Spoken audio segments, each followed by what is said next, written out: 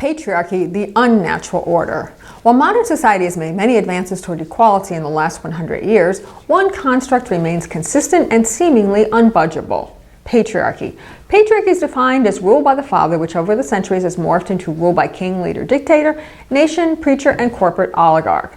The police, the military, universities, medical institutions, and most businesses operate in an authoritarian, hierarchical fashion.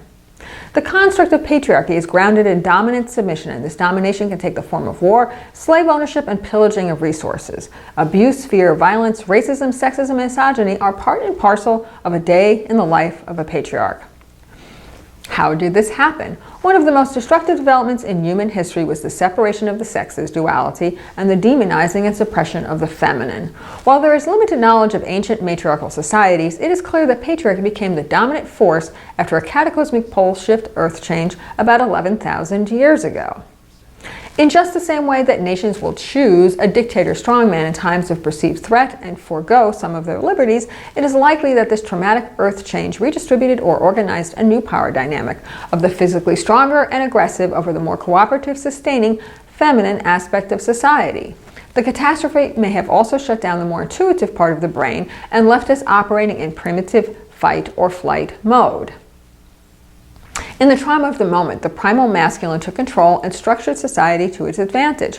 This could only happen because humans had lost touch with their divine self and were operating out of survival 3D mode, unaware of their true inherent magnificence. This inner divinity was then projected onto mortal authority figures such as kings and tribal leaders, who were quite willing to accept the reflection.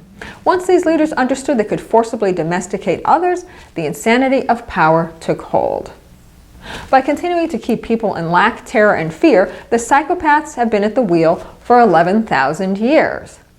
The book Why Nations Fail explains how extractive governments destroy their own economies and perpetuate abject poverty for all but the ruling class.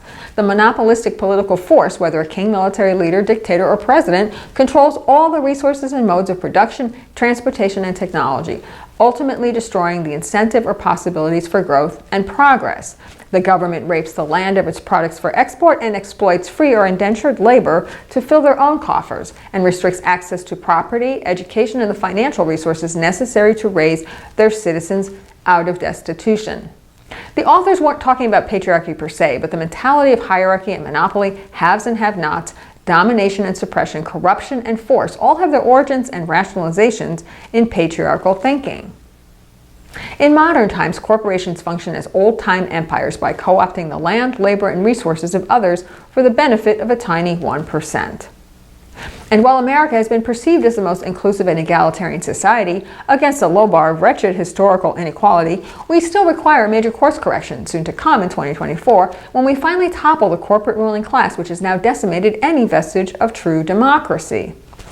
Many, if not all, of the ills of society can be blamed on patriarchy. Its sickness infiltrates every walk of life: personal, legal, political, societal, spiritual, and institutional. And while for the last 500 years the accurate stereotype is of old white men, the truth is that almost every country on earth has been abused by a patriarchal system of governance where the ruling class oppresses its own people. Any dictatorship, oligarchy, theocracy, or military junta is patriarchal, and these abound throughout the world. Racism, sexism, classism, and religious intolerance are just subsets of this central governing principle of superiority, inferiority, friends, and enemies that patriarchy enforces and upholds. There have always been more common people than the elite, but the kleptocrats have suppressed the masses through propaganda, violence, terror, and institutionalized marginalization. The police, the military, the media, religious and financial institutions collude with the ruling class in maintaining the status quo. And hence, unfortunately, never in recorded history has the greed or authoritarian class totally been destroyed.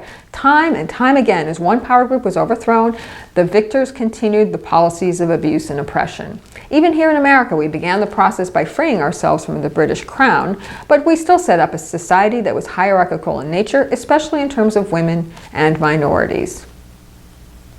And in current times, the corporate power elite has replaced presidents, kings, and dictators as the abusers in charge. That is why the system of patriarchy, which will only continue to perpetuate discrimination, domination, and separation, must die, as it cannot comprehend a different order. We have now run out of time and land and resources to destroy, and this is what brings terror to the global elite, is the end of empire as corporatism, nationalism, and oligarchy have cannibalized themselves. The current mode of operation is parasitic and suicidal, while cooperation, equality, and inclusiveness are the only answer to creating an hospitable world. And that place is not Mars either. So, will history unfailingly repeat itself? Despite the current reality, we're on the cutting edge of change and must be resolute in our enlightened vision of the future. The answer to whether we must endure another circular loop of war and oppression is a definite no, provided we take advantage of the extremely galvanizing energy of current astrological cycles. Times change, and we are lifting out of the dark, painful tyranny of male-dominated history and moving into a new age. This is the goal of Pluto and Capricorn, destruction of the patriarchy, which has been ongoing with help from Uranus and Aries' liberation and creative destruction since 2008 and will continue to 2024. Revolution and deconstruction of the status quo, and not in the form that sociopaths Steve Bannon fetishizes, are also sparked by a growing evolution in consciousness. Our ability to strengthen our energy fields, raise our vibrations, and emit high-frequency light will change the face of humankind forever. As we transition to more expanded forms of awareness and awaken previously dormant DNA capacities, the primitive ape-man version of reality will no longer prove adequate to the task of rebuilding society.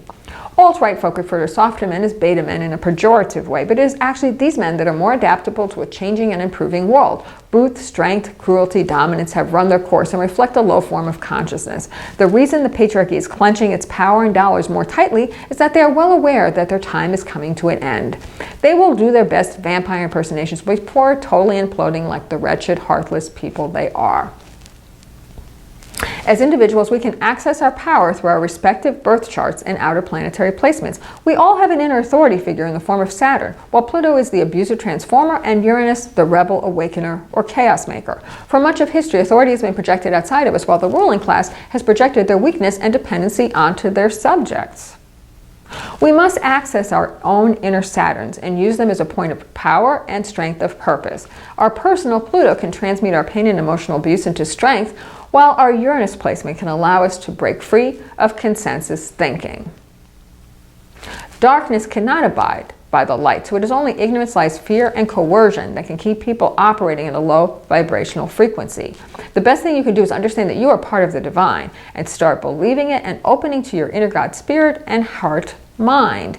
If more of us turned on the switch, we would see the boogeyman and much of the pain and trauma of the nightmare world melt away.